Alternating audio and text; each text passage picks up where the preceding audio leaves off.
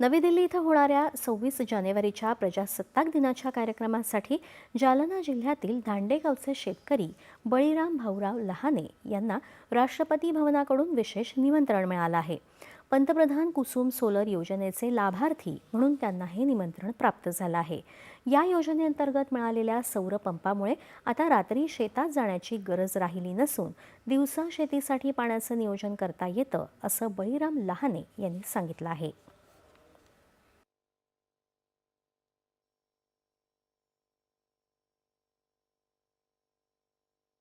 माझ्या खुद शेतीमध्ये पहिल्याने खूप अडचण वगैरे यायची.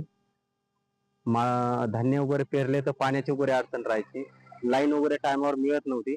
पण जेव्हापासून मला माहीत झालं की पीएम कुसुम योजनेअंतर्गत सोलार पंप मिळत आहे, तर मी ऑनलाईन सेंटरवर गेलो. ऑनलाईन अर्ज केला आणि तिथून माझा अर्ज पात्र झाला. अर्ज पात्र झाल्याच्या नंतर मला कंपनी निवडाचे ऑप्शन आले, तर मी जीके कंपनी जीके एनर्जी हे सोलार पंप निवडला आणि कंपनीनं मला जास्तीत जास्त लवकरात लवकर मला पंप माझ्या घरपोच आणून दिला.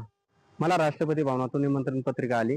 मी 26 जानेवारीला तिथे हजर राहणार आहे. मला जो मान मिळाला, मी धन्यवाद देतो राष्ट्रपती यांचा आणि केंद्र सरकारचा. आणि मी 26 जानेवारी परेडला तिथे हजर राहील. 29 महानगरपालिकांमधील महापौर पदांसाठी आरक्षण